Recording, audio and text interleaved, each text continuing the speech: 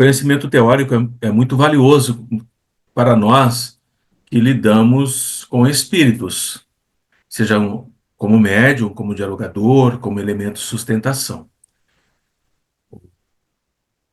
A estrutura teórica nos permite compreender o que está acontecendo na sala de trabalho, o que está acontecendo com o médium, o que está acontecendo com o espírito ou com os espíritos, o que está acontecendo com a pessoa que está sob controle do espírito. Então, a teoria, ela nos fortalece na compreensão da prática. Estar na prática mediúnica sem teoria é ficar cego. Bem? Boa noite, Larissa. Então, como eu estava dizendo, a parte teórica ela é importantíssima para permitir nós compreendermos a dinâmica de uma sala mediúnica, a estrutura da sala mediúnica, tá? E nos permite analisar o que está acontecendo. Quando nós não temos esse conhecimento teórico, que não necessariamente tem que ser um expert em saber tudo e todas as possibilidades, nós somos como cegos dentro da sala, não temos a menor noção do que está acontecendo. Se nós não temos noção, nós não sabemos o momento de interferir, o momento de orientar, o momento de interromper, né? O conhecimento teórico nos dá essa maturidade de saber lidar com as variações múltiplas de um encontro mediúnico, tá bem?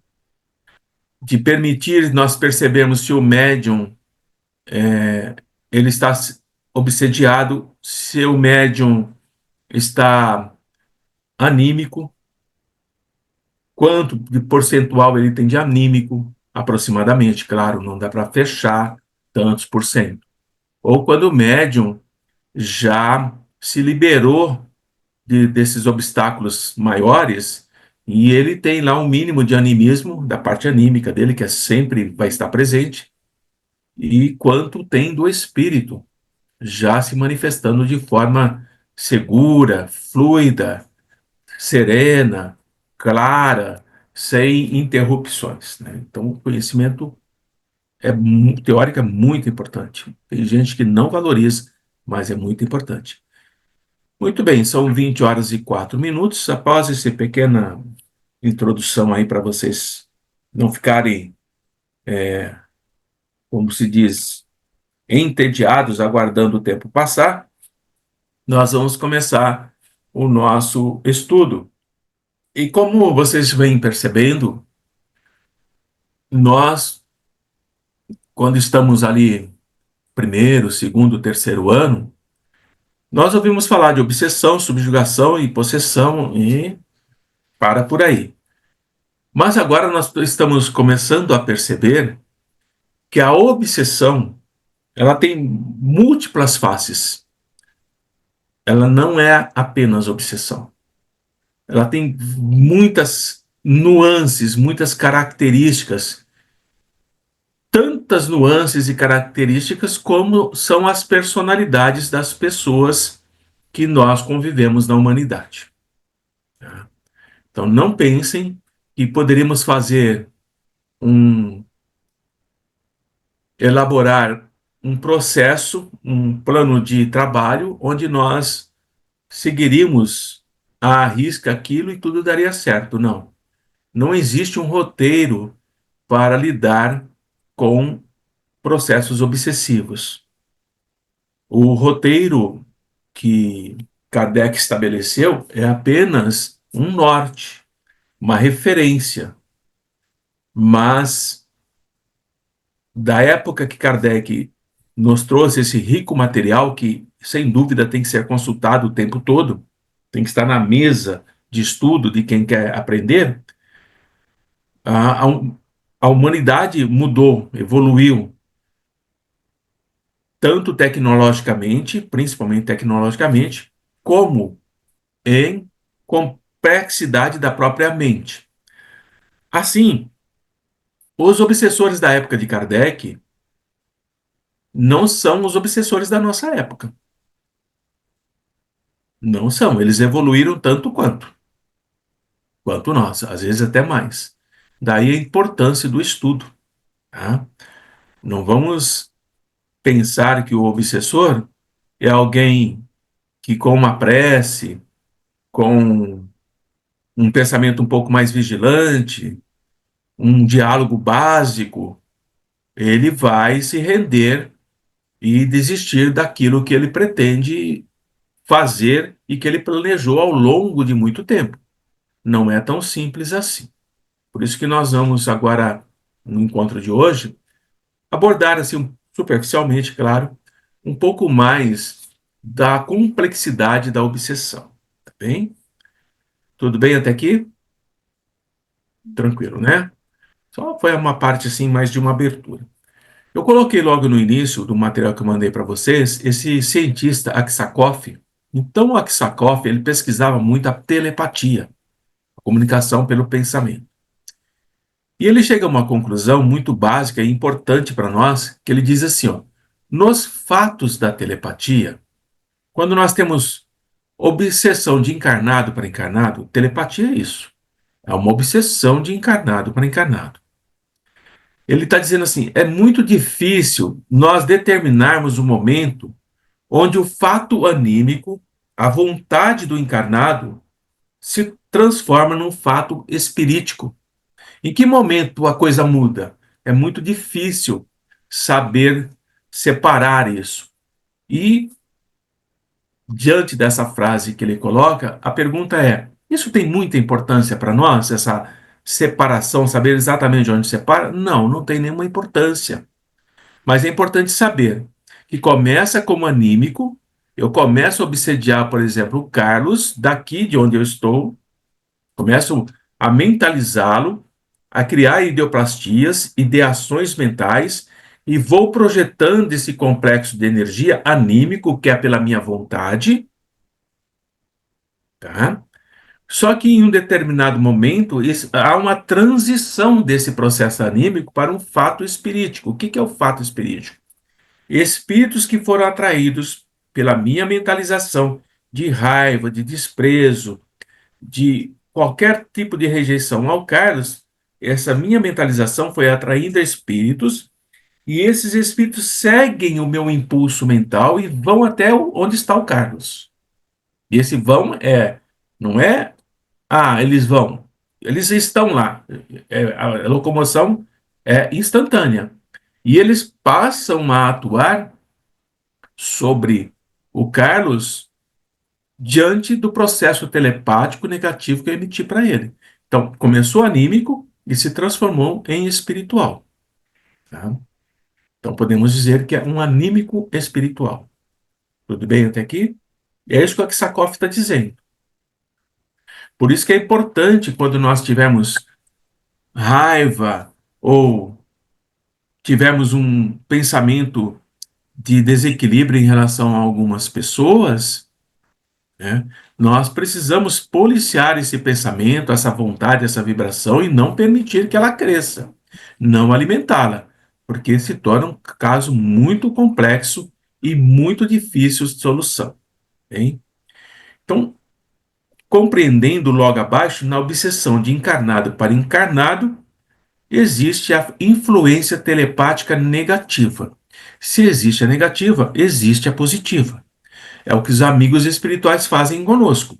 Eles emitem uma onda telepática positiva, nos estimulando, por exemplo, a pesquisar um determinado livro ou a elaborar um certo tipo de pensamento. É uma influência telepática positiva.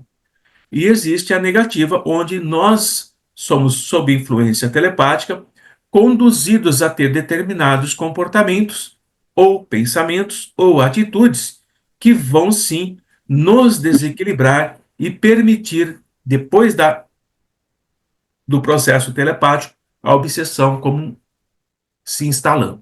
Bem? Então, só esses dois parágrafos abrem um campo de estudo enorme para nós. Por isso que tem essa divisão intermediária e avançada depois desse. Então, o que é a autoobsessão? Tem uma frase ali dizendo assim: se você me falar com quem você anda, eu vou te dizer quem você é. Eu vou te dizer quem você é. Porque existe uma afinidade com quem você anda e o que você é. Então, eu vou dar um exemplo. Por exemplo, se eu ando com um traficante, ou se eu ando com um pedófilo, aquele que está me ouvindo, eu estou dizendo, eu gosto de andar com traficantes, eu gosto de andar com pedófilos. Aquele a quem eu estou dizendo já consegue saber quem eu sou, porque eu tenho uma afinidade com essas correntes de prejudicar o outro. Mas se eu disser a vocês que eu gosto de andar com pessoas que gostam de estudar filosofia, que gostam de tentar entender Platão, gostam de tentar entender Spinoza ou Kant, eu tenho a companhia de filósofos, de poetas, de historiadores, eu posso dizer a você que eu sei quem você é. Você é um estudioso da alma humana. Bem? Então, as companhias que nos cercam, encarnadas, dizem para o encarnado quem nós somos. Só que nós temos companhias invisíveis. E essas companhias invisíveis nos diz quem nós somos, nos dizem quem nós somos, de acordo com os nossos pensamentos. É dessa forma. Então, os nossos pensamentos ditam, comandam, controlam a nossa conduta. E de acordo com a conduta que nós temos, nós vamos expressar os nossos objetivos, os nossos desejos, as nossas vontades. Como é que isso se manifesta? Isso se manifesta da seguinte forma: o nosso pensamento, ele vai criar imagens, e essas imagens são vivas, porque nós damos vida a elas. Por exemplo, eu convivo com alguém na meu lar, na minha casa, e eu, nos meus pensamentos, vou estabelecendo uma conduta de rejeição para aquele que vive comigo, ou aquela que vive comigo. E eu expresso isso nas menores atitudes. Ou num comentário, ou numa forma de falar, ou numa reação física.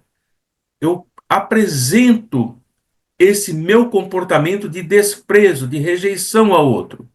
Consequentemente, eu estou atraindo companhias que são afins, não somente com o meu pensamento, mas com a minha conduta. Portanto, a princípio eu me auto-obsedio e depois eu me torno obsediado. Bem? Entenderam essa nuance delicada do nosso comportamento? É muito sutil isso. Eu começo com o processo de auto-obsessão, seja ele qual for, exteriorizando um pensamento, criando uma imagem viva, de forma como eu desejo. Isso vai se fortalecendo, vai crescendo, vai se refletindo no meu comportamento, na minha conduta, e eu saio da auto-obsessão? Não. Eu permito que, através da auto-obsessão, venha a obsessão do terceiro. E aí, meus queridos amigos e amigas, não adianta ficar orando. Não adianta pedir a Deus, não adianta pedir a Jesus, não adianta pedir aos amigos espirituais. Não adianta ser médio ou não ser médio, não adianta ir para a casa espírita participar de reunião mediúnica, porque é a sua conduta do dia, não é a conduta do momento. Essa é a questão. Se você, durante 4 dias da semana, tem uma conduta dessa que eu acabei de falar, e no quinto dia vai para a casa espírita com o médium, etc, etc e tal, você pode até acreditar que está trabalhando, mas não está. Você está mergulhado no seu processo obsessivo, dando passividade para espíritos que estão com você, se não a você mesmo ou mesma. E tem mais para baixo essa explicação que é a cristalização mental. Então, as nossas ideias vão exteriorizar as imagens vivas que nós desejamos. Isso é muito importante. São três verbos ali: exteriorizar, dois verbos, exteriorizar e desejar. O que eu exteriorizo e o que eu desejo determina quem está comigo. Então, essa é uma primeira forma de obsessão sutil, que não aparece em livros. Bem? E nós ficamos esperando encontrar obsessões que aparecem em livros, mas ela já está agindo em nós. Então, a ideia, eu pus entre parênteses para vocês, ideia é o quê? Conceito, imagem, juízo. Qual é o juízo que eu faço das coisas que estão ao meu redor? Dependendo desse juízo, dessa ideia, eu organizo em meu espírito a estrutura do pensamento. E eu dou forma a esse pensamento. E a minha vontade vai imprimir o movimento e a direção. Vou esclarecer o que é isso. Então, se eu crio uma ideia de ódio pelo Carlos, pegar o Carlos de vítima hoje, tá? Depois eu troco. Vou para a Ivone depois. Ou melhor, para a Larissa. Não, para. Brincadeira. Então, veja, eu criei um pensamento terrível de inveja, de ódio, de ciúmes, de destruição. E a minha vontade, não basta eu pensar, eu tenho que ter algo. Eu dou movimento. Onde é que o Carlos mora? Eu movimento o meu pensamento para onde ele reside, tá? E dou a direção. O movimento é uma coisa, a direção é outra. Eu dou a direção. Eu quero que esse movimento penetre em determinada área do campo perispiritual dele. Eu dou a direção para o movimento. É isso que os espíritos fazem, tanto encarnados quanto desencarnados. Consequentemente, se eu me fixar nesse movimento, nesse pensamento destrutivo na mente do Carlos, ou no coração dele, ou no estômago dele, eu dou a direção. Eu vou começar a emanar campos de energia contínuos, extremamente deletérios, negativos, que vão causar a ele lentamente pequenos desconfortos físicos, esquecimentos, arritmias, um ardor no estômago, e que ele não consegue identificar, porque a causa é externa. E isso vai avançando lentamente. E aqui não é somente nos adultos, pode acontecer com crianças também. Não é somente com o homem, pode acontecer com a mulher também. É independente de raça, de idade, de sexo, de opção religiosa ou sexual, não interfere em nada isso. Bem? Então, o nosso pensamento, ele constrói a ideia. Como é que é isso? Vamos dizer assim: a Ivone me prejudicou em alguma coisa. Algo que ela me fez, eu trabalho com ela e ela me fez algo que eu considerei muito ruim. E eu quero me acertar com ela. Então, o primeiro pensamento é acerto de contas. Agora eu vou dar a forma para a ideia. Como é que eu vou acertar as contas com ela? O que é que eu posso fazer para prejudicá-la naquilo que ela precisa mais? Então vamos supor que a Ivone anda muito no trabalho dela. Eu vou começar a estruturar uma forma pensamento para causar danos ao joelho dela.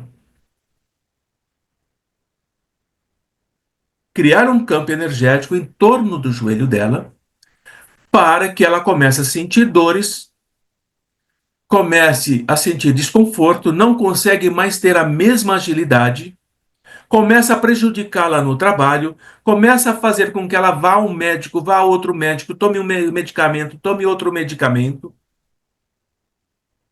E isso não tem causa nela, a causa é externa.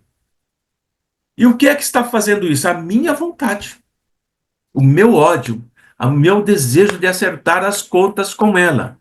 Então eu dou movimento e direção para o meu pensamento, para prejudicá-la.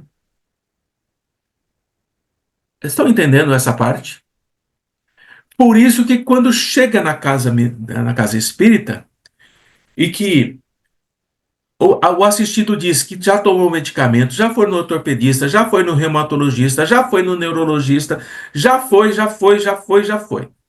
E nada resolve.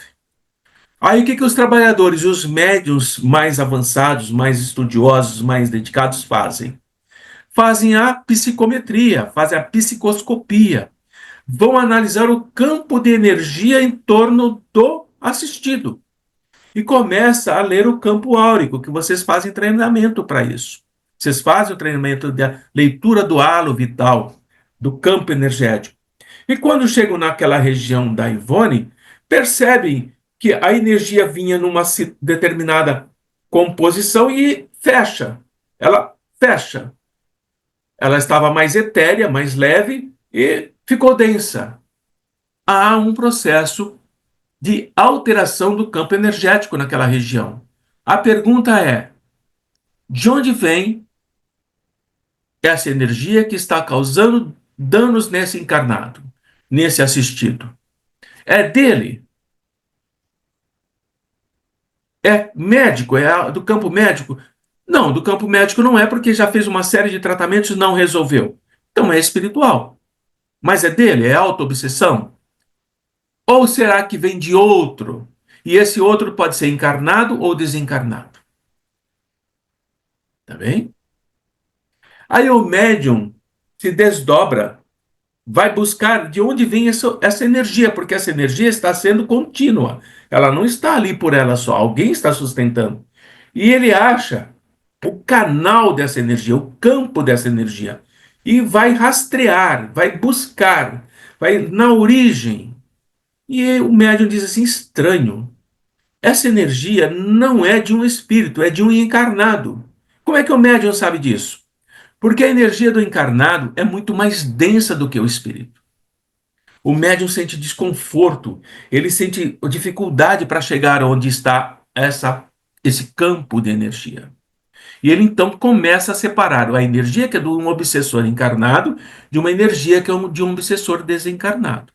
Isso não quer dizer que os dois não estejam trabalhando juntos, mas vamos separar por enquanto.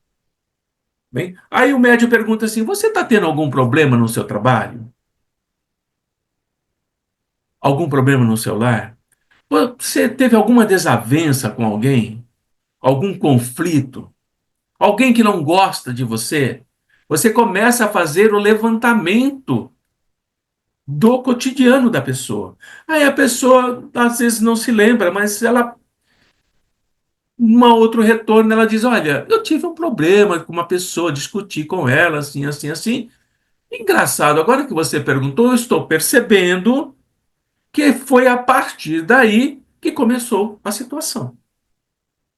Olha como é rico isso, gente. Olha como você cresce, como você amadurece, como você aprende a analisar situações que você sequer pensaria que era capaz de fazer esse tipo de análise. Daí a importância do estudo.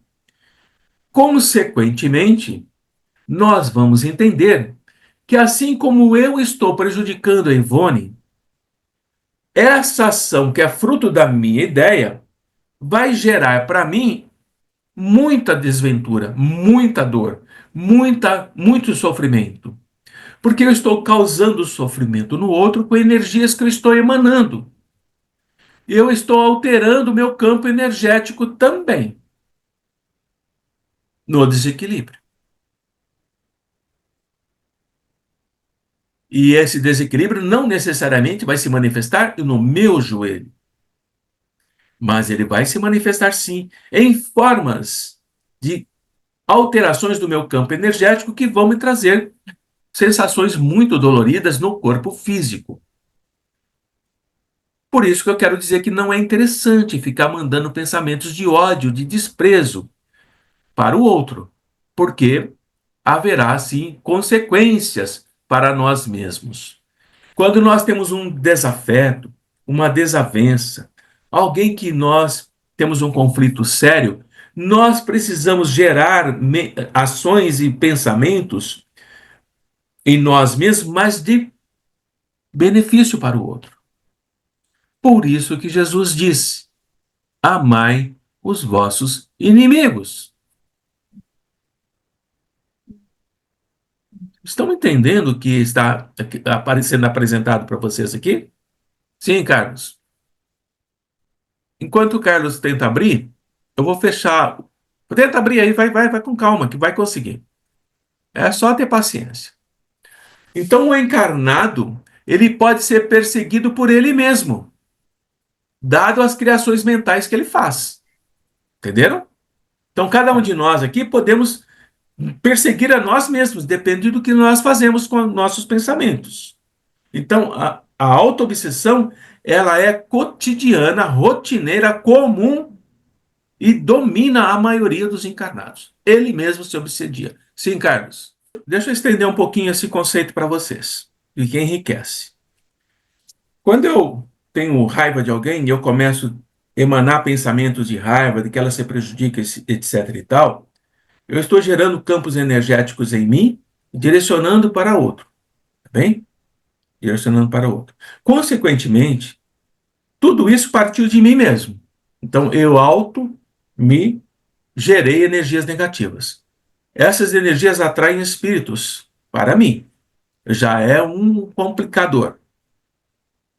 Ao emitir as energias, não é que elas vão retornar para mim, porque não precisam retornar. Porque eu estabeleço a ligação. Eu estabeleço. O outro nem sequer está tomando consciência disso. Mas tem um agravante maior ainda. Não basta ter os obsessores atraídos por mim. Eles vão acentuar em mim, com energias deles, o processo de alteração do meu campo morfológico energético.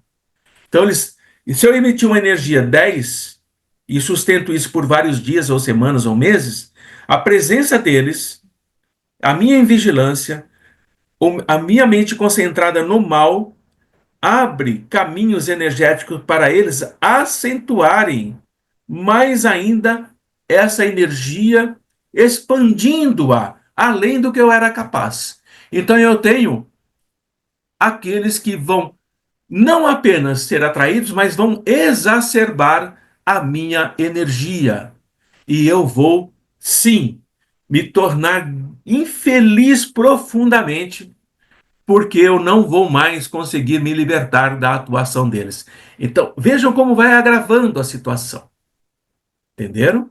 Então, não é só o meu pensamento, há toda uma correlação de forças agindo ao meu entorno, exacerbando em mim o desequilíbrio, que vai gerar, assim, em mim um câncer, uma esclerose lateral amiotrófica, uma paralisia, uma demência, um Alzheimer, um Parkinson, doenças degenerativas. Degenerativas. Um câncer de garganta, porque o campo energético que me mantinha saudável ficou doente. E eu não tenho mais a mobilização dos meus centros de força, tanto aqueles que me ligam ao complexo da vitalidade do planeta, quanto à espiritualidade, estão todos desequilibrados.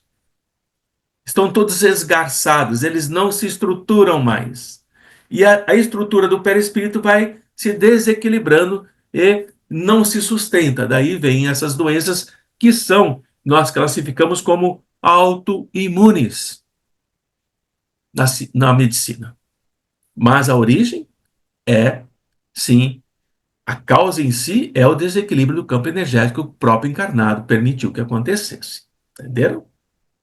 Tudo bem até aqui? Isso vai ficar pior lá para frente, tá? Melhor para a gente, pior, assim, no sentido que as coisas vão agravando.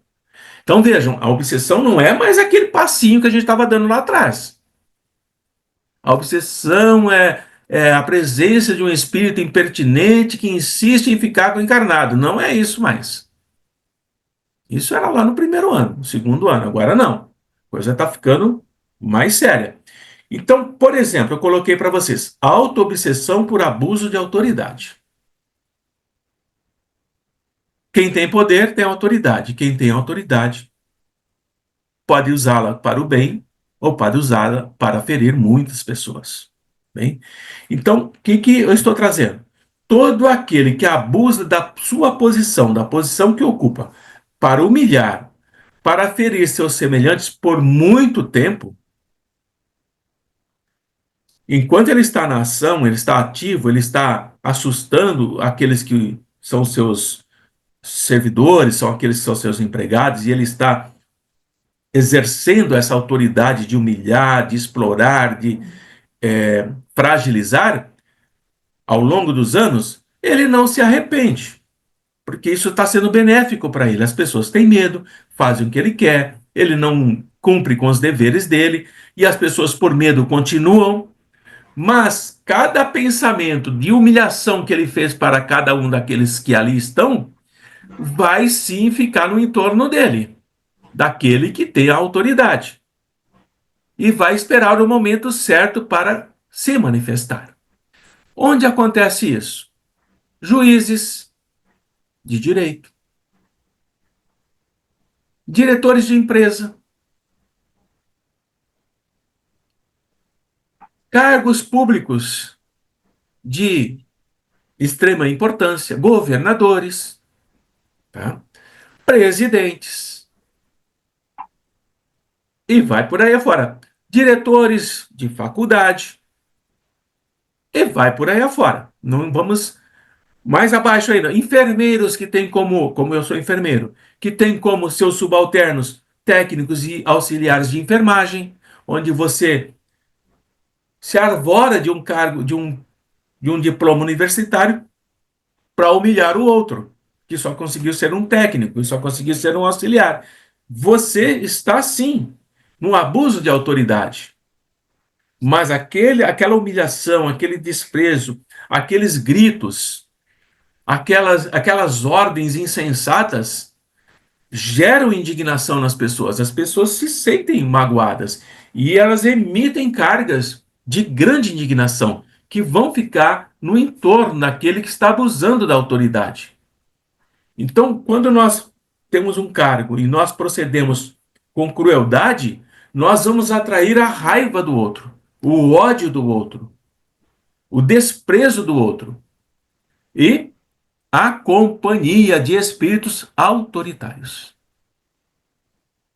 Não são obsessores comuns, são espíritos autoritários. E para ser autoritário, ele tem como princípio a não respeitar a dignidade do outro. Então, quanto mais autoritário eu me torno como encarnado, mais espíritos autoritários eu atraio. E quanto mais eu atraio, mais cruel eu me torno, mais insensível eu me torno, mais vingativo eu me torno. Então eu vou começando a criar no meu entorno a companhia de entidades péssimas que vão aumentar em minha mente desequilíbrios de comportamento. Eu começo a ter alterações de comportamento. Isso é comum vocês verem isso onde? Com quem? Na nova profissão que existe aí que todo mundo quer ser. Nos coaches da vida. Parece que não tem autoridade ali, né? Não há processos obsessivos ali. Mas são claríssimos. Se você olhar com atenção, você vê o processo obsessivo acontecendo ao vivo.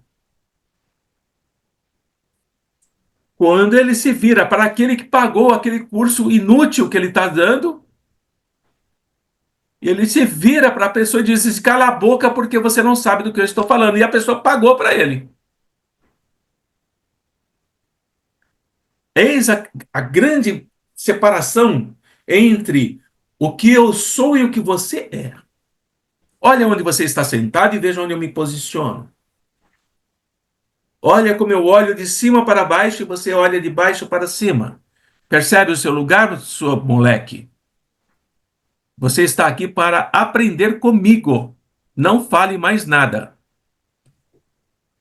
E a pessoa pagou para escutar isso. Entenderam? Mas acontece um processo muito interessante que nós precisamos aprender, que nós vamos envelhecendo. E a nossa mente envelhece junto. Mas a raiva, o ódio, a indignação do outro não envelhece. Está ao nosso lado o tempo inteiro. E como nós vamos envelhecendo, nós vamos ficando fracos no nosso processo de comportamento de humilhação do outro. Nós vamos perceber a nossa fragilidade. E quer queira, quer não, pode não ser com todos, mas um ou outro que eu feri no meu autoritarismo, aquilo me magoou um pouco, aquilo mexeu um pouquinho comigo. E é exatamente aí que abre a brecha naquilo que eu achava que eu era forte, onde eu me escondia. E eu começo a ter crises de arrependimento. Se eu pudesse voltar atrás, eu seria diferente nos dias de hoje. Nós todos já passamos por isso. Já pensamos, nossa, se eu tivesse oportunidade, eu faria de forma diferente. Tá? E esse arrependimento, mais os pensamentos de indignação, de revolta, de ódio, daquele que foi demitido, daquele que foi esquecido, daquele que foi explorado, começa a se manifestar no meu corpo físico, que já não tem a energia de antes. Não tem mais a energia de antes. Consequentemente, os meus órgãos, que eu coloquei aí, fígado, pâncreas, coração, intestino, pulmão, glândulas, começam a sofrer os efeitos, não só do meu envelhecimento, mas do meu arrependimento, mais a carga daqueles que eu feri. Mais a carga daqueles que eu feri. Para melhorar um pouquinho a situação para vocês, nesse momento, eu estou cercado de amigos espirituais? Claro que não. O meu campo energético não permite, eles sabem que podem me ajudar, mas eu não tenho conexão com eles. E nem sequer consigo pensar em me conectar com eles. E aí sim, eu começo a cair no quadro de esclerose múltipla,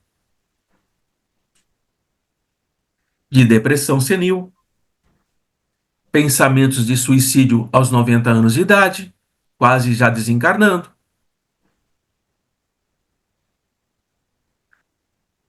Porque é dessa forma que eu me comportei ao longo da minha vida. Então, a autoridade é como a riqueza. Se você não souber usar a autoridade, é melhor você não ter nenhum um cargo, nenhum posto onde você seja comando. É melhor você ser aquele que vai fazer os serviços básicos. E se você, sabendo disso, pode ser que em uma outra existência você recuse qualquer tipo de cargo que te dê alguma autoridade. Você não quer ser chefe de ninguém. Tá rindo, Ivone?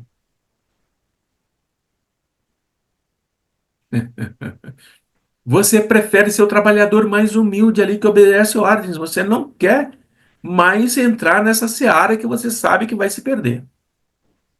Tá? Então, o que acontece com todos nós?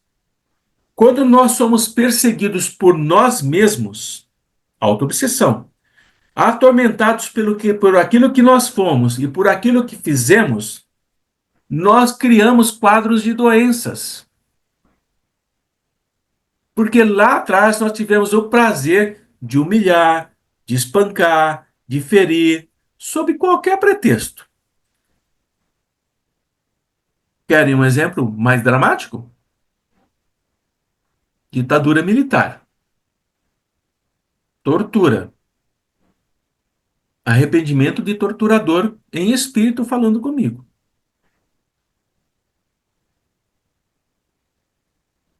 Ele preferiria ele ser aquele que estava sendo espancado do que aquele que espancou. Ele me disse exatamente isso. Eu sou aquele que espancava, mas hoje eu queria estar no lugar do que foi espancado.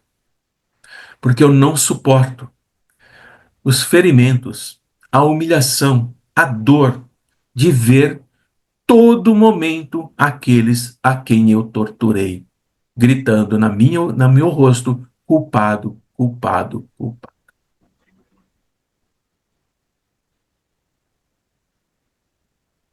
Ditadura militar.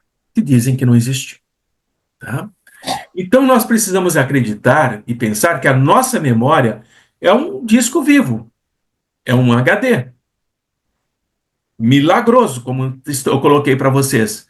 Fotografa, registra as nossas ações, recolhe o som do que falamos e do que ouvimos, e é a nossa memória que vai nos condenar ou vai nos absolver. Não é Deus.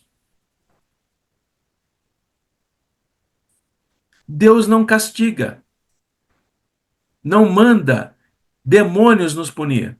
Os demônios são nossos. E nós vamos nos absolver ou nos condenarmos dentro de nós mesmos. Então, quem nos encaminha para as regiões umbralinas não é a espiritualidade. Venha cá, você, Emiliano, porque a tua porta é que esse umbral aqui. Não é assim, meus amigos, não é. Quem encaminha você para regiões infernais é você mesmo, tá? Então, o que vai modificar isso é a nossa modificação mental para o bem. Se nós não modificarmos o nosso pensamento para o bem, nós, por mais que tenhamos trabalhado em nome de Jesus, nós iremos sim para regiões muito complicadas. E Jesus fala sobre isso. Jesus, nós pregamos em seu nome, nós afastamos demônios em seu nome. Não é assim? Não tem essa passagem lá no Evangelho? E o que Jesus responde? Quem sois vós? Não vos conheço. Eu não os conheço. Afastem-se de mim. Não tem campo de energia para ficar próximo a Jesus, ao bem. Não fizemos nada. Só nos complicamos. E eu estou falando de uma forma assim bem contundente, que é para ficar preocupado mesmo. Tem que mudar o comportamento. Não adianta chegar na espiritualidade ao desencarnar e dizer assim: por que é que eu estou sendo recebido por espíritos de sombra se eu trabalhava na seara espírita aprendiz do Evangelho? Não adianta. O seu pensamento, aquilo que você falou, aquilo que você fez, aquilo que você construiu, aquilo que você criou, vai te condenar, vai te absolver. E, ó, brincadeira agora, tá? Não adianta chamar o Antônio, porque o Antônio não vai lá socorrer vocês. Porque ele vai estar junto com vocês, no mesmo campo. Vamos lá, vamos junto, vamos para um brau junto. Né? Tava contando que você ia lá buscar, Antônio. Não. Porque, gente, nós somos muito falhos, né? Mas é importante nós compreendermos essa nossa fragilidade e já começar a trabalhar isso. É muito importante. Hoje eu fiz um diálogo com um espírito e ele estava saindo do seminário. Ele tinha se formado para padre e ia começar a exercer o missionato dele, né? Mas ele teve um infarto e desencarnou com 20 e poucos anos. E ele se apresentou como um amigo espiritual. Mas o médium falou, olha, você falou para mim, assim, você avalia. Ele está falando que é amigo espiritual, mas você avalia. Tá bom, deixa ele falar. Vamos conversar com ele. Aí ele vem falando que ele é um amigo espiritual, porque ele serviu a Jesus, estudou para Jesus, e que ele queria congregar multidões e tal, manias de grandeza, tal, etc e tal. E em nome do mestre, ele queria construir grandes igrejas, grandes templos e, se possível, chegar ao papado. Então, já viu que o nosso irmãozinho foi salvo pelo gongo, né? Foi salvo. A espiritualidade viu que ele ia se complicar demais e tirou ele da encarnação. Tirou ele da encarnação, jovem. Porque ele ia arrumar um problema enorme, não só para ele, mas para milhares de pessoas. E aí eu falei para ele assim, mas meu irmão, mas você diz que serve a Jesus, mas Jesus nunca falou isso. Jesus nunca convocou multidões. Jesus não tinha, mal tinha onde pôr a cabeça para dormir. Como é que você está dizendo, não, porque é, dessa forma eu libertarei muitos do inferno, né? Eu libertaria muitos do inferno, por isso que eu estou falando do inferno. E eu disse assim, mas o que você entende por inferno? O inferno de Dante? Você não tem sequer ideia do que é o inferno, pequeno padre, pároco. Esse é inferno de crianças. O inferno é muito mais do que isso. Como assim? Tem outro inferno? Sim, tem um outro inferno, muito pior do que você imagina. E isso que você está tentando fazer, ou foi salvo por não fazer, isso é trabalho de criança. Bem assim. E aí ele falou assim: por que você está falando isso para mim?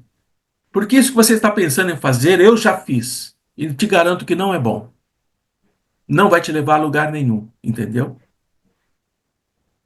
É. Então, está vindo aqui uma congregação de créligos para me doutrinar de forma correta. Tenho vindo um monte de padres para doutriná-lo de uma forma correta, porque provavelmente ele iria reencarnar novamente nessa condição. Então vejam, é o nosso pensamento, são as nossas escolhas que nos condenam ou nos absolvem. Não é o que você faz que você acha que vai servir. E ele foi salvo pela espiritualidade. Ele tinha algum mérito e foi salvo.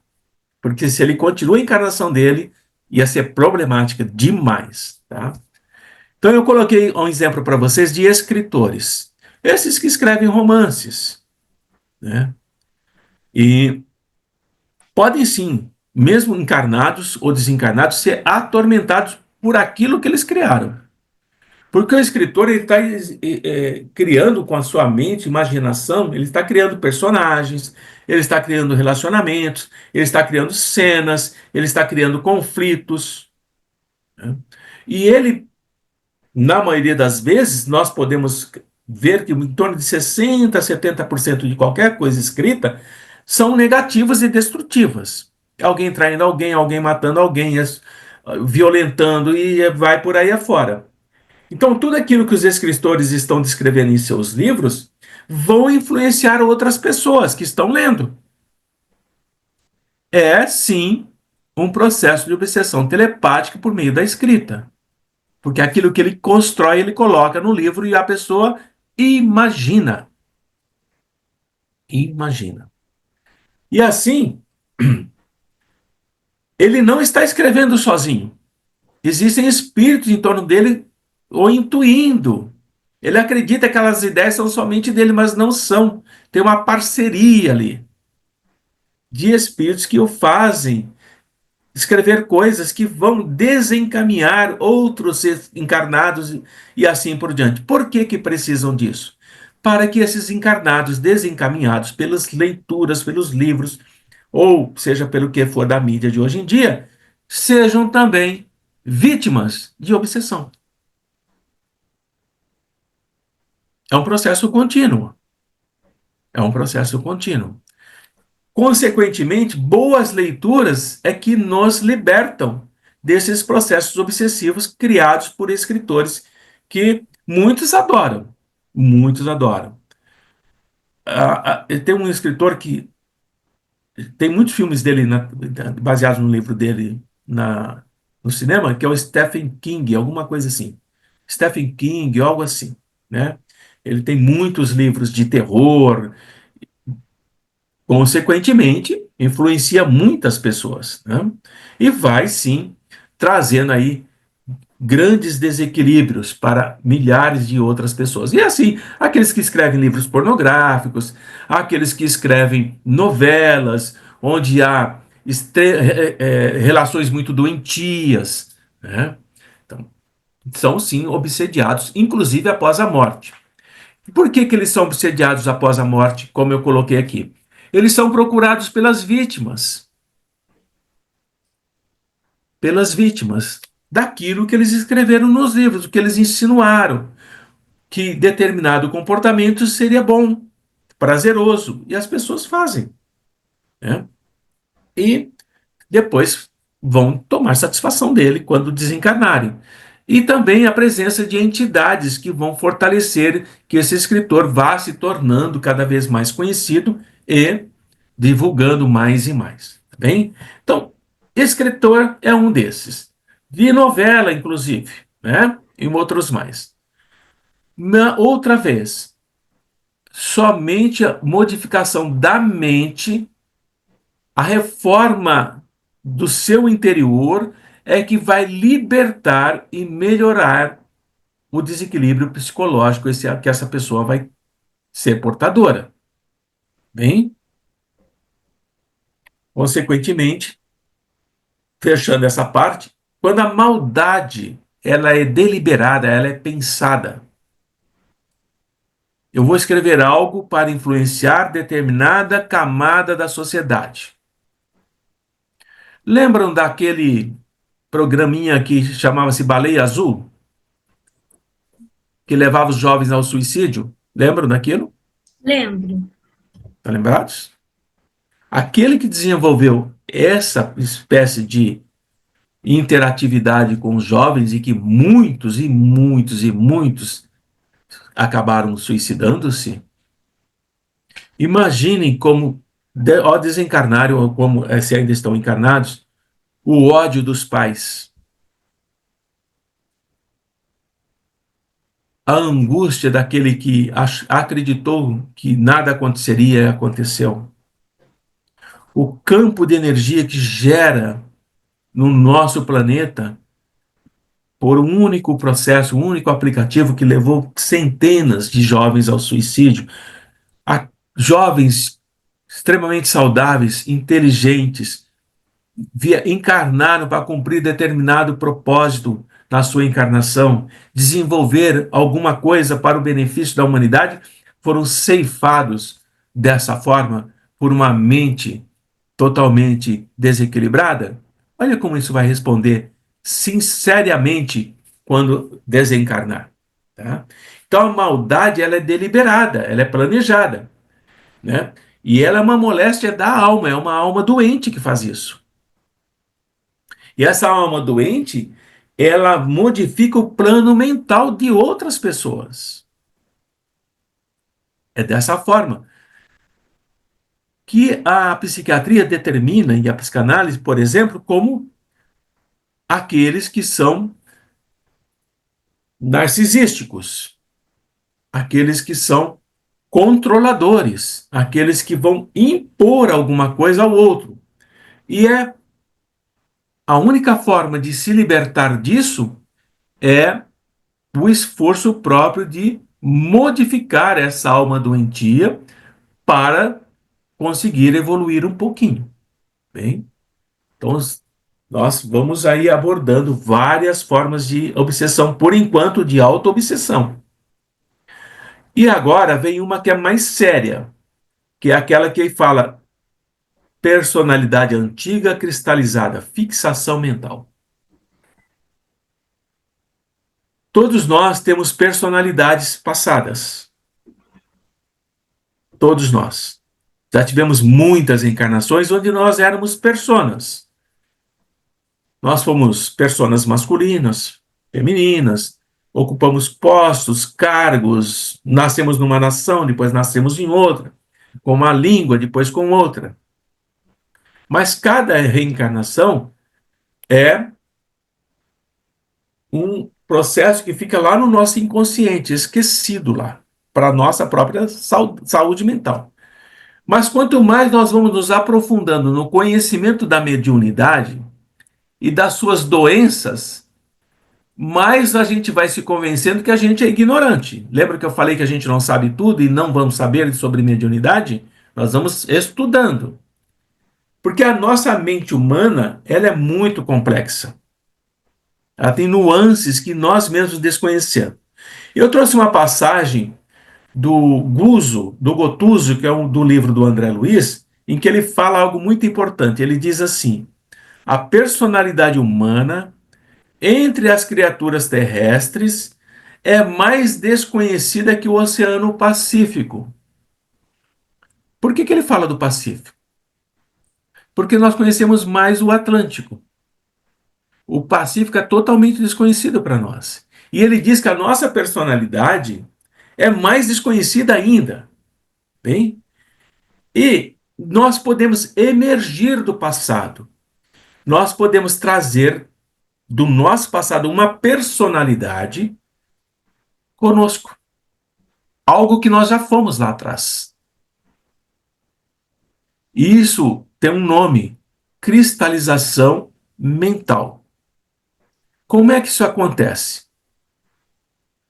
Assim, vamos dizer que a Iracema entrou lá na reunião mediúnica, ela precisava de um atendimento mediúnico. E nós começamos a exercer o nosso trabalho. Consequentemente, a Iracema começa a falar que ela sente a presença de um espírito que está com ela, que está arruinando a vida dela. Olha, eu tenho um espírito, eu sinto que ele está comigo, ele me acompanha há muito tempo, eu já fiz várias coisas e ele não se afasta de mim. Já passei por outras reuniões mediúnicas, já fui em outras casas, não se afasta de mim. Quando esse tipo de conversa surge para nós, meus amigos e minhas amigas que vão estar em reuniões mediúnicas, tem que pensar em cristalização mental. Por quê? Se você faz a observação mediúnica, que é a psicoscopia, você vai usar a vidência ou a clarividência. Tem médicos que tem uma e tem outra, ou tem médicos que tem as duas. E você não vê nenhum espírito com a pessoa. Você expande o campo de visualização perispirítica e também não vê espírito distante. Aí você pede para fazer o passe. E o passista vai, passista com bastante sensibilidade, tá? Não é qualquer passista, não. Vai, começa a aplicar o passe e o passista faz assim, ó. Ele está dizendo para ele, não encontro nada aqui. O que eu registro é a energia do encarnado. E os dirigentes estão de olho, atentos, porque já estão suspeitando disso. Aí, o dirigente faz um sinal, termina o passe. Vamos avançar com o trabalho. O que está acontecendo? O encarnado, que está lá recebendo assistência, está dando passividade para ele mesmo de uma outra existência dele. Então nós estamos diante do passado da própria pessoa. Isso pode acontecer com a Iracema, pode acontecer com a Larissa, pode acontecer com a Bia, com qualquer um de nós. Sentou, fala dessa história que ninguém consegue separar o espírito, já começa a pensar em cristalização mental. Não que vá se confirmar, porque às vezes você consegue perceber o espírito ao lado, só com outras características de imantação. Mas estamos falando de fixação mental. Aí pede para o passista aplicar o passe, o passista não consegue perceber energia diferente, só do encarnado. Ele está dando passividade para ele mesmo numa outra existência. Agora, essa existência passada, para estar com ele na atual, não foi boa. Porque está incomodando ele. está sentindo como se fosse um espírito que não gosta dele, mas é ele mesmo. Olha que interessante. Olha como é interessante isso. É um tipo de obsessão que vocês nunca ouviram falar. E é comum acontecer. Assim, aquele desconforto, aquela mágoa, aquela situação de desequilíbrio, de insatisfação, é da personalidade do passado que se manifesta na de hoje. Ah, não pode ser. Pode. Pode sim.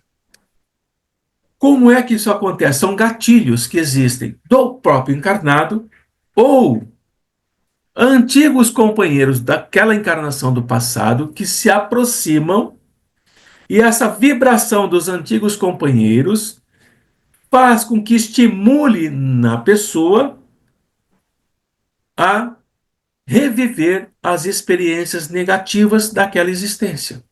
Há um estímulo, há um input, há um comando que faz com que ela acesse aquela encarnação. A reencarnação não foi suficiente para bloquear por completo a última existência. Deixou uma brechazinha. E é por ali que acessa aquela personalidade. Ficaram com dúvida nisso?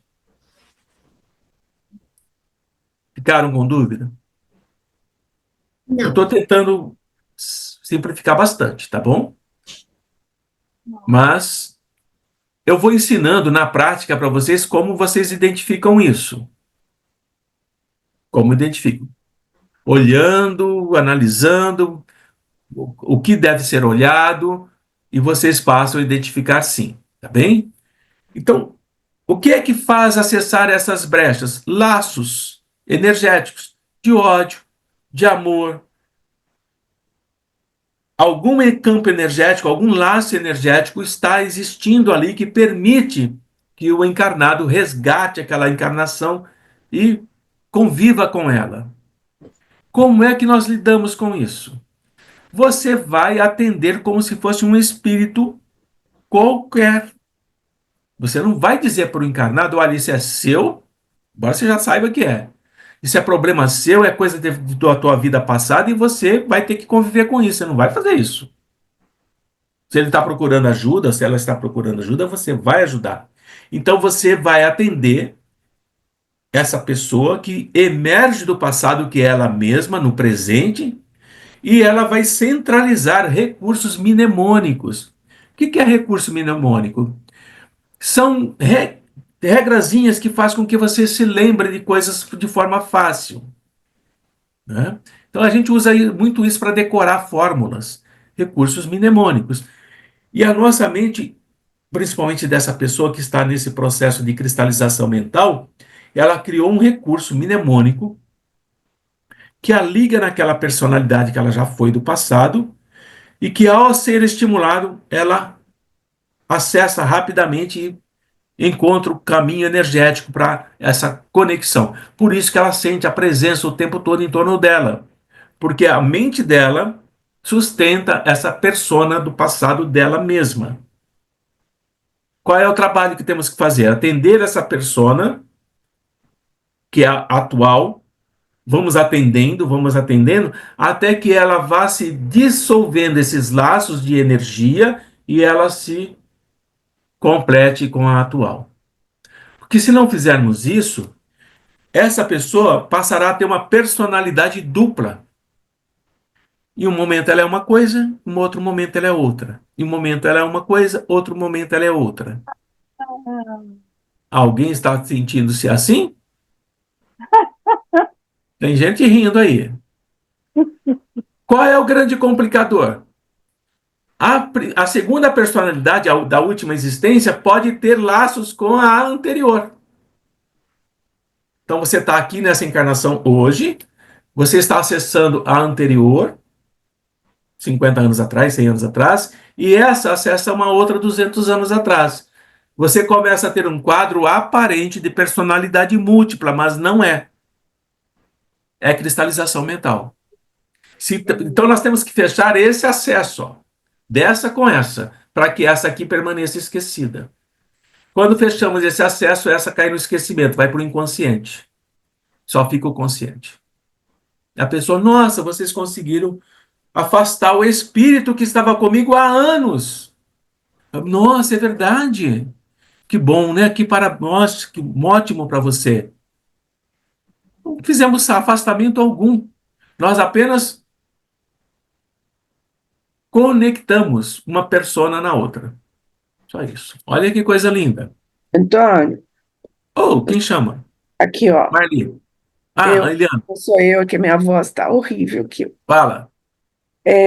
Você pode dar um exemplo desse gatilho que você falou, que conecta com essa encarnação anterior? Porque você falou Posso? para trabalhar esses laços. Então, são duas coisas. O que seria esse gatilho e como trabalhar esses laços, entendeu?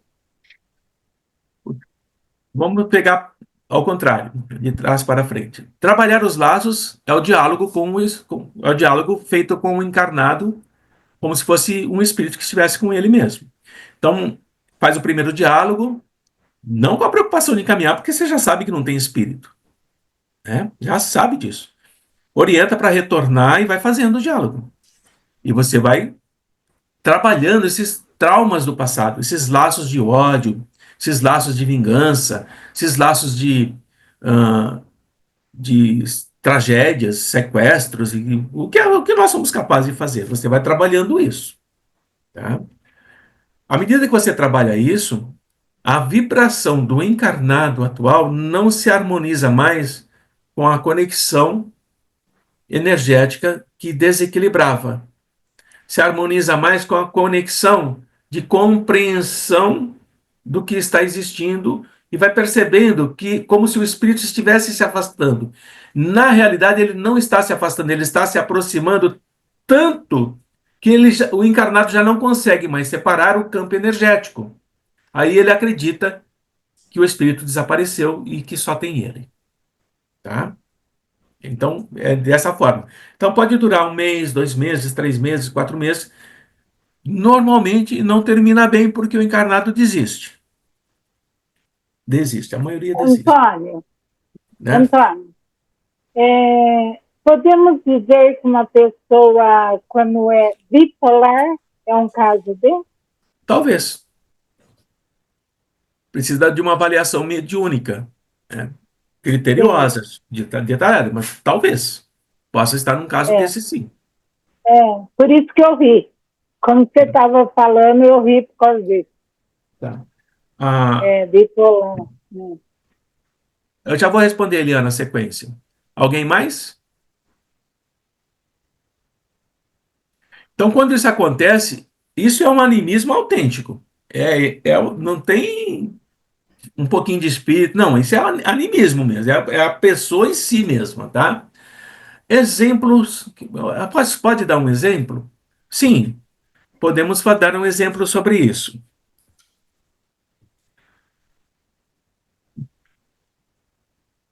Deixa eu me lembrar se foi no Kardec isso. Foi no Kardec. Ah, eu era recém-chegado na reunião mediúnica, e verde, né? Não tinha conhecimento nenhum décimo do que eu conheço hoje. Mas havia uma médium que me chamava muito a atenção, porque as manifestações dela eram quase que sempre as mesmas coisas. Ela dizia assim: eu ia fazer o diálogo, ela dizia assim: olha, é estranho, eu sinto a presença do espírito, mas as pessoas vão falando com o espírito e eu tenho a impressão de que estão falando comigo. Bem assim. Ela era bem sincera, médico, muito sincera. E eu não entendo isso. Eu também não entendia. Também não entendia isso. Aí passava-se um tempo, coincidia de eu fazer o diálogo de novo, 2, 3 semanas, sei lá. Eu sentava, o que eu posso conversar com você? Ela dizia assim: vai chegar um momento que vocês não vão querer mais falar comigo. Mas por que que nós não vamos querer mais falar com você? Porque vocês conversam, conversam, conversam, eu saio daqui bem, mas depois de um dia ou dois na minha casa eu sinto a presença do Espírito de novo. E eu já sei o que você vai dizer e eu já vou te responder. Qualquer coisa que você me disser é como se você estivesse falando comigo. E eu estava estudando naquela época regressão, bem verde. Eu não sabia a dinâmica da regressão que eu conheço hoje. Aí eu falei assim: bom, nós estamos numa reunião mediúnica, estamos conversando aqui em segredo. Vou aplicar uma técnica de regressão nela. E eu falei assim: está bem, imagine então que eu estou falando com você. Bem, imagine que seja você mesmo. E eu quero que você ouça o que eu estou dizendo em você, sinta em você. Não esqueça que é o Espírito que possa estar aí. E eu gostaria que você, diante daquilo que você está sentindo, você fosse lentamente se deixando levar por isso. Eu não tinha a menor ideia, mas exatamente assim que eu fiz. Eu não usava a técnica direito ainda. E eu gostaria que você me contasse o que está acontecendo. Ah, mas não levou 2 segundos. Não passaram-se 2 segundos. Ela disse assim: eu sou ela e ela sou eu. Bem assim. Veja como a coisa vai avançando. Está bem, mas o que você pensa de você mesma? Ela é uma idiota, uma estúpida, uma ignorante, falando dela mesma, a antiga falando da nova, da atual. Se deixar ficar nesse corpo medíocre, feio, horroroso, cabelo horrível. Então, eis a discrepância. Na outra, ela tinha sido alta, bela, cabelos lisos, sedosos, extremamente gentil, de alta classe. E agora ela era uma médiumzinha de periferia que pegava ônibus, que era toda mal arrumada, toda. Então, veja um conflito. Veja um conflito, né? E eu falei para ela assim: olha, você sabe que você não existe mais. E quem sustenta você é ela. Consequentemente, a partir do momento que eu disser a ela que você não existe mais, você não existe. Porque você já existiu. Você não vai fazer isso. Eu posso não fazer, mas você precisa soldar-se, moldar-se a ela. Eu não quero porque é horrível, horroroso, eu não quero, eu não quero. Ela rejeitava o próprio corpo, né? O próprio corpo. E assim eu disse: será mais fácil se você fizer, porque aí vocês levam a encarnação, refaz aquilo que tem que refazer, você como persona fica adormecida, fica esquecida, e ela segue os fluxos da vida dela. O que que você... Eu vou tentar, é horroroso isso, é desprezível, mas se você eu não fizer, você vai fazer, vai doer mais, não sei o quê, né? Sim, é verdade, vai ser assim mesmo. Está bem, mas eu preciso de um tempo. Eu preciso de um tempo para fazer isso, eu preciso me adaptar a isso. Tá bom, quanto tempo você precisa? Até o próximo encontro. Só que você precisa ter um compromisso. Até o próximo encontro você não vai se manifestar. Ela, mas aí eu já estava falando com ela, com a encarnada, não mais com a persona. Você precisa ter um compromisso. Até lá não vai se manifestar. Combinado? Você me entendeu? Sim, até lá não me manifestarei. Voltou a médium, passou uma semana, voltamos no domingo, eu sentei com ela. Como foi a sua semana? Maravilhosa, linda, nunca estive tão bem. Então, tem esse exemplo que é muito rico, né? É muito maior o diálogo do que isso, mas é um exemplo que eu trouxe assim uma síntese, tá bom? Então, isso vai acontecer sim. E nós precisamos entender que temos que lidar com isso. E o estudo faz isso. Se eu não tivesse estudado um pouquinho de terapia de vidas passadas, autodidata, né? Eu não teria conseguido fazer nada com ela. Ia fazer um diálogo com qualquer outro. E ela ia continuar obsediada por ela mesma por muito tempo. Bem? Tranquilos? Nossa, então o tempo está avançando aqui. A Soninha precisa do Zoom daqui a pouco, né, irmão? É. Então, ó, como nós avançamos bastante comentando. 21h30, tá, Antônio? Oi? 21h30, é 21h18 agora. Tá. Então eu vou dar um salto aqui, eu vou entrar ali numa parte chamada assim, ó. Em mecanismos da mediunidade, vocês têm aí, acharam? Página 152, 153. Nós já estudamos esse livro várias vezes, tá? Tem gente que não estudou, então não vai entender o que eu estou trazendo. André Luiz chama a atenção para um outro aspecto da questão. Então ele vai chamar assim, ó, atenção para isso. Inteligências desencarnadas de grande poder mental controlam vítimas inabilitadas que não têm defesa e as mantêm presas por tempo indeterminados em certos tipos de recordação, segundo as dívidas kármicas que se acham prisioneiras. O que ele está dizendo? Se você pode fazer isso com uma persona do teu passado, existem espíritos que são inteligentes, que são conhecedores, que verificam que você não tem defesa e, através de indução mental, mantém você preso em um determinado tempo da sua encarnação.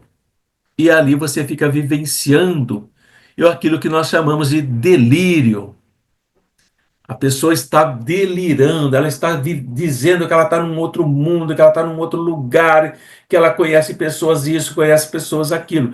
É um controle da mente que faz com que ela entre na própria existência da persona passada, mas não por ela, por espíritos que fazem isso. É um controle mental poderosíssimo em que o encarnado se vê submetido, tá? Então, dessa forma, nós estamos aí aprendendo que existem várias formas de fixação mental, uma pelo próprio encarnado e outra por espíritos, que te mergulham ali e você fica paralisado, vivenciando aquilo o tempo todo, tá? Tranquilos até aqui? Muito. Não se assustem. Quanto mais conhece, melhor a gente sabe, mais aprende. Quer falar alguma coisa, Larissa? Não, eu ia falar, tô tudo tranquilo e assustado, né? Porque Jesus, Não se que é isso? assuste. Nós avisamos que esse estudo não seria café com leite, isso foi avisado, né? Então, estava começando a abrir um mundo para vocês que vocês não tinham noção. Sim. Nós estamos abrindo a cortina, ela não abriu toda ainda não, tá? Não abriu toda ainda não. Então, a presença de adversários em torno de nós pode nos levar a acessar uma vida anterior, tá? Por vontade própria ou por influência deles. Bem? Bom, já encerrando mesmo, vamos falar do recondicionamento. Nós precisamos saber o que é reflexo condicionado.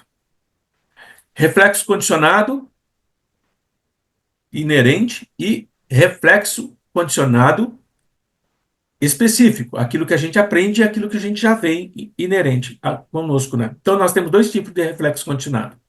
O que nós nascemos, comer, chorar, urinar, defecar, isso é reflexo condicionado inerente. O específico é aquilo que a gente aprende. Então, tudo que a gente aprendeu nas vidas anteriores faz parte do nosso reflexo condicionado específico, aprendizado. Usamos o cérebro para isso. Vão surgir em nós de novo, no nosso psiquismo, como lembranças. O que nós lembramos. E essas lembranças podem ser ativadas em nós a qualquer tempo, ou por nós mesmos, ou por espíritos. O que permite que nós ativemos e eles não é a força mental que nós carregamos, que é a nossa capacidade de estudo, de análise. Então, o nosso comportamento está de acordo com o nosso psiquismo, com o que aprendemos e com o que estamos aprendendo. Se o que estamos aprendendo bloqueia ou abre brechas para que possamos ser influenciados. E se nós estamos sendo influenciados porque o nosso psiquismo é frágil, nós precisamos nos recondicionarmos. E recondicionar exige empenho, exige esforço, exige suor, exige sacrifício, exige estudo, para que cada um de nós possa nos reexaminarmos nos reflexos que nós temos. Eu me irrito facilmente, eu falo mal facilmente, eu prejudico alguém de uma forma facilmente, eu sou indiferente facilmente, eu não me importo. Então, esses reflexos condicionados de desapego com o outro já mostra a minha fragilidade mental. Já mostra. Tá? Então, nós não somos um papel em branco quando reencarnamos, como muitos dizem. Ah, nós nascemos com uma folha em branco. Mentira. Bobagem. Nós nascemos com várias folhas preenchidas. A que nós vamos escrever atual depende do que nós já aprendemos nas outras. Então, nós temos instintos, nós temos reações. Quando nós reencarnamos, nós trazemos uma bagagem enorme de conhecimento e condicionamento. E é a partir dessas vidas anteriores que nós vamos influenciar ou sermos influenciados, diretamente ou indiretamente. Sobretudo a partir da adolescência. Quando estamos na fase da adolescência, ali a influência. Por isso que existem os conflitos. Pai, filho, filha, mãe, irmão, irmã. É esse processo. Cada um tem uma história. A Larissa tem uma história, que o outro tem uma outra história, a outra tem outra história, e cada um tem um condicionamento. E ali começam as influências. E é nesse processo que começa o aprendizado novamente. Se eu não me permito aprender, eu não evoluo. Eu deixo minha psique frágil. E aí eu sou influenciado o tempo todo. Ou para explorar o pai, ou para explorar a mãe, ou para explorar a irmã, ou para acusar. É a mente totalmente frágil, sob influência de espíritos. E não adianta, encerrando, passe. Não adianta. Água fluidificada, não adianta, porque precisa mudar o comportamento. Tem que mudar o eu. O ser tem que mudar por si, porque senão nada muda. Entenderam? Então, no próximo encontro, nós vamos avançar um pouquinho mais e eu vou começar a falar das obsessões e da parceria nos vícios. Bebida, cigarro, drogas, eu vou falar sexo, vou falar das parcerias no próximo encontro. Tá bom? Alguma dúvida?